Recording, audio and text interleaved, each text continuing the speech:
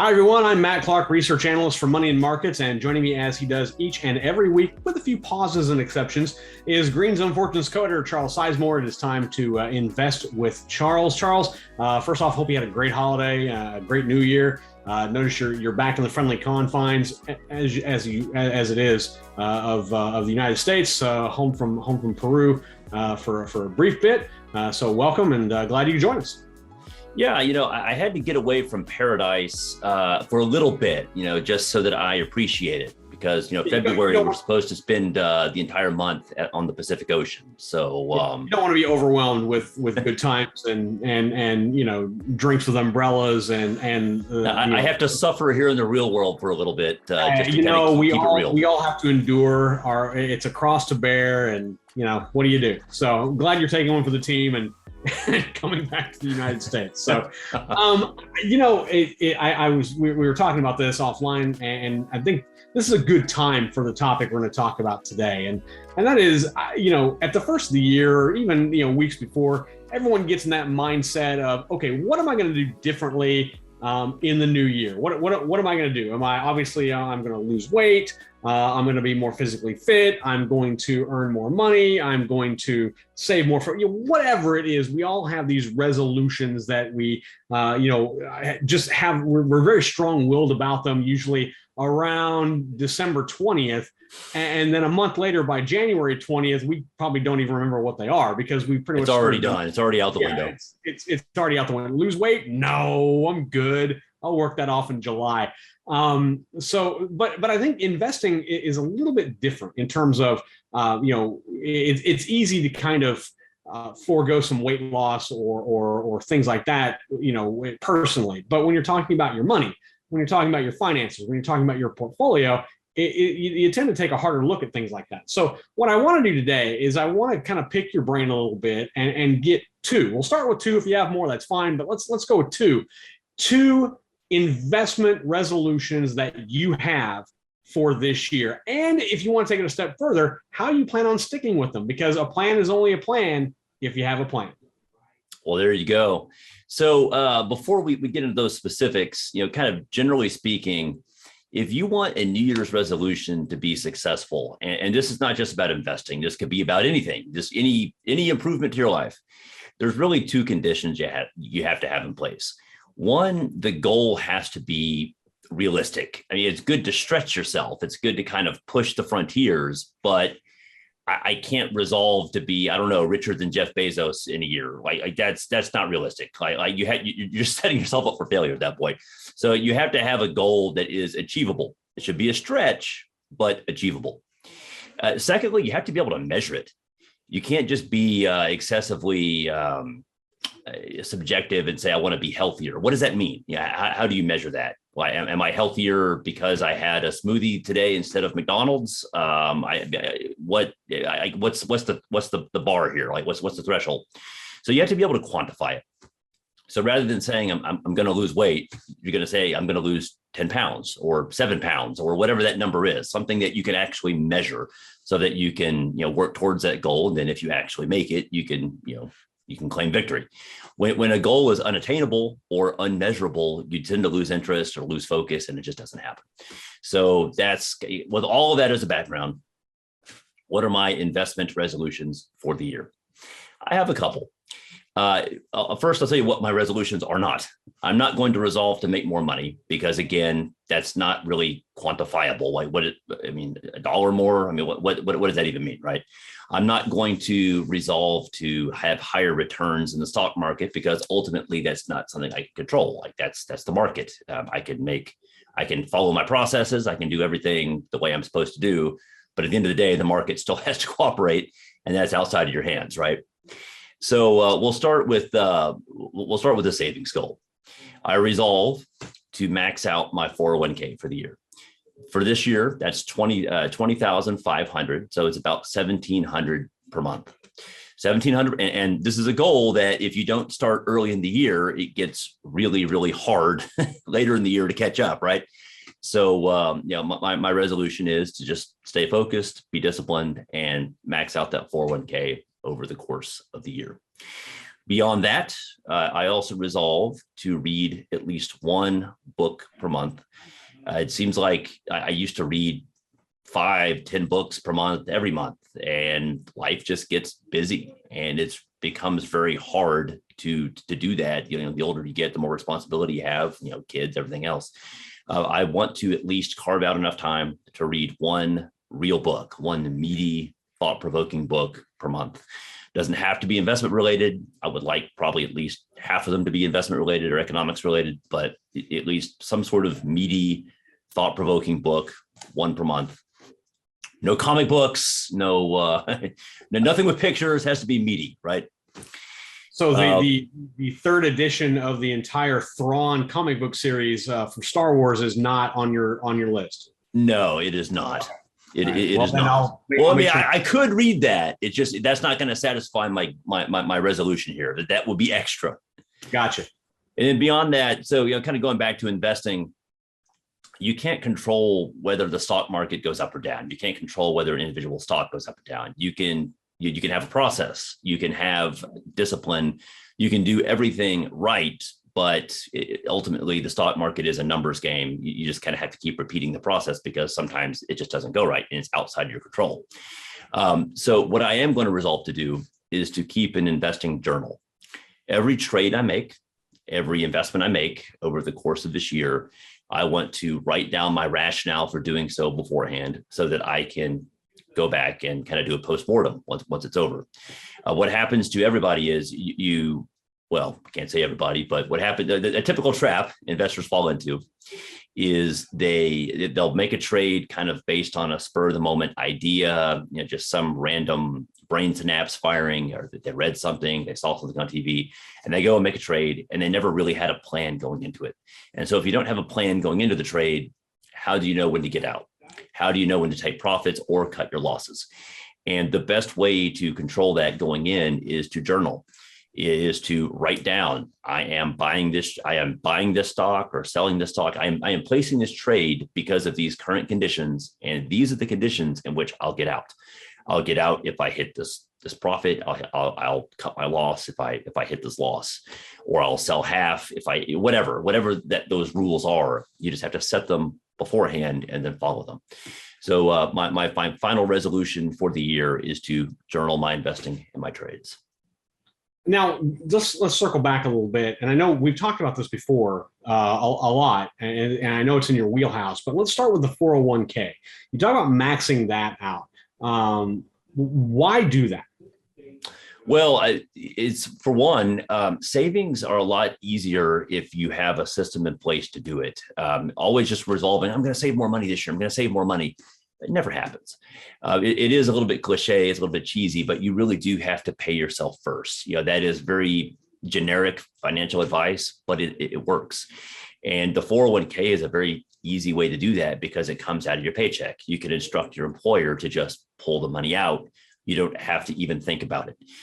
You do have to be disciplined in the sense that you have to adjust your spending accordingly. If you're pulling out, $20,000, you have to make sure that your expenses are within your income. So, you do have to be disciplined in that respect, but investing or saving rather via a 401k is why do it? Well, one, it's easy. It's easier than the alternative. Two, you do get the tax breaks from it. And three, depending on your employer, there may also be some matching. So, different employers they have varying degrees of generosity. They may match you 3%, they may match you 5%, they may match more, who knows? But whatever they match in your savings, that's just free money. And it would be absolutely ridiculous not to take them up on that. So when we talked about this, and by the way, not to forget about it, but your resolution on reading, I love that. I really do, because we oftentimes find ourselves wrapped up in other things that we forget about, kind of getting back to fundamentals, as coaches would put it, blocking and tackling, things like that. Oh, it's more than that. You also just get fixated on short-term noise. You read, think about how short our attention spans have gotten. We've gone from books to articles to blog posts to tweets, for crying out loud. And what kind of thought could actually be in a tweet? If you really want to expand your mind, you really want to grow as a person, grow your intellect, you really have to do something. You have to make the effort to actually absorb a little bit more than a 140 character tweet.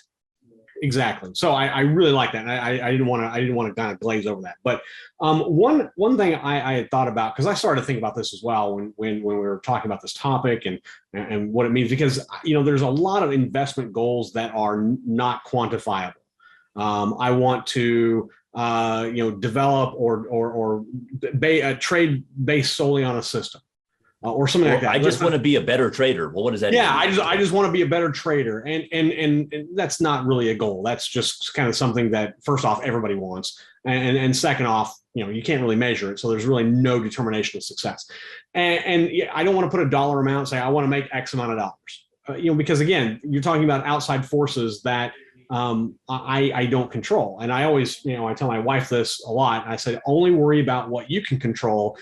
Don't invest a lot of time in the things that you can't. Well, market moves are something that I can't control. I can control where my money goes and hope for the best. But at the end of the day, there's people that are, that make way more than I do, that have more say in what the stock price, where a stock price goes. So I was thinking about this, and one thing that it's not something that, first off, I want to find something that, one, I don't have a ton of experience with, that I can gain more experience with, and then couple that with something that I can quantify. So it may not necessarily be kind of in the spirit, but crypto is one of those things that obviously the crypto craze is not going to go away anytime soon. More and more cryptos are being introduced. And it's becoming a new wave. Now countries are starting to adopt crypto. Countries like China, the digital yuan, that is, they have now developed a wallet and they are ready to go with the digital yuan, which is basically the cryptocurrency run by the Central Bank of China. So my resolution, or at least my thought of one, is I want to find research and hash out and find two cryptocurrencies that I can get behind and am willing to invest my own money in. And I know that's, it's, I don't know. You said a number. Importantly, you didn't do something stupid like say, I just want to learn about crypto. Okay, well, what does that mean? You set a specific goal. I am going to find two cryptos. Yep. And I don't know what they are. I even at this point, I don't have, anyone in mind. I'm not discounting any, and I'm not focusing on any. I want to because there's a lot out there, but I want to focus on finding two that I can solely get behind fundamentally, and understand the dynamics of how they work, and say, okay, these are two that I feel like I can invest my own money in. Because I'm not a crypto bull, I'm not a crypto bear, but I understand that this is a trend that's not going to go away anytime soon. And I think that people have shown there is money to be made in the crypto market. I think there's even more money to be made in the crypto market. But I'm not going to assign a value to that. I'm not saying I want to make $5,000 by the end of the year solely on crypto investments. I don't want to do that. But I want to have a learning element, educational element, and then have a tangible element. That is, I want to research, which is part of my job, and find two cryptocurrencies that I can really get behind and be willing to invest my own money. And I hadn't really gone beyond that, because, like I said, there's so many other resolutions that you can come up with. I'm not going to do this. I'm not going to do that. I want to do this. I want to do that. But nothing was really tangible. Nothing was really something I could really assign a success rating to. So that was where that was where I stopped. And I could probably go a step further. I got a few ideas from you. I like the book idea. I can get behind that. That's very easy. And I think the 401k is smart, because again, it's, you're investing in your future, and it doesn't have massive returns. But again, this is money that you're leaving on the table. But that's actually a good point there as well. What's the purpose of the 401k? Is it investing or is it saving?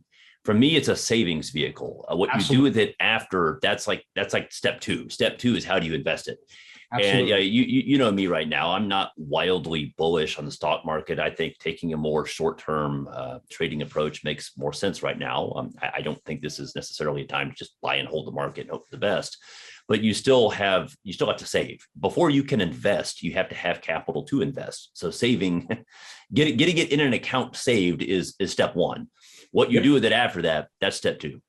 Yeah.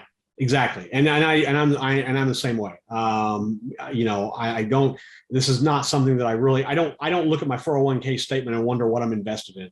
I don't. I look at the return, obviously, because that's important, but I look at this as more of a savings account that I don't have to transfer money to because it's already being done for me. And beyond that, people associate the 401k with stocks. If you're not comfortable with the stock market or you're just in wait and see mode, put the money in a money market fund in your 401k or a stable value fund or bonds, whatever. There's I think by law, there has to be actually a non-stock alternative in your 401k. So get the money in the account. You just get the money in there and then figure out how you invest it later. Absolutely. So I think there's some good foundations here. What I'd be interested to hear from some of our viewers is, what are your investing resolutions? And you can do so.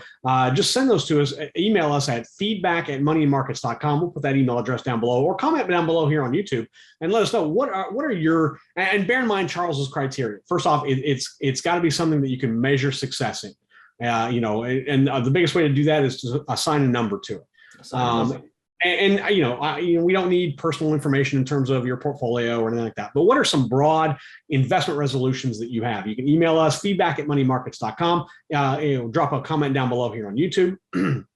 And I'd be interested to see what you have, and we may share those with some of the public on an upcoming video to kind of see what you guys have in mind, because there's a lot of ideas out there, I'm sure, generated, and a lot that we haven't even thought of. And I'd be curious to see. I may even piggyback and steal one or two if I want. I don't know. It's still January. I can pick and choose resolution as I see fit. So I'll do what I want. You can't tell me. You don't know me. You don't know my life. You're still within your window until the end of January. Like, that's my rule. You need to get that resolution figured out before February 1st.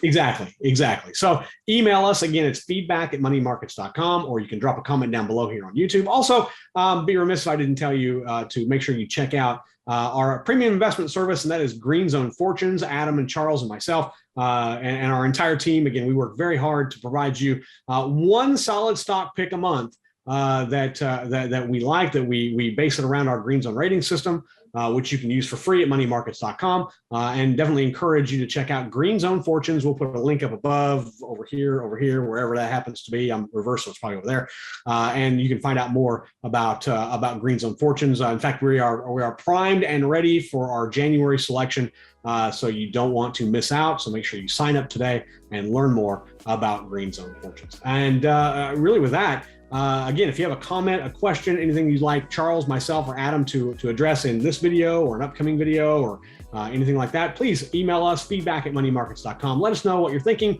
Let us know what you'd like us to analyze and get into. We would love to do that. We'd love to see feedback, love to see your responses, love to see what is on your mind as an investor. So Charles, appreciate the time. Look forward to doing it again next week. And welcome back to the United States for as long as that happens to last. I don't really know what your timetable is. I don't know. You may be flying back to Paradise. I don't either. I'm a gypsy. I just go with the wind.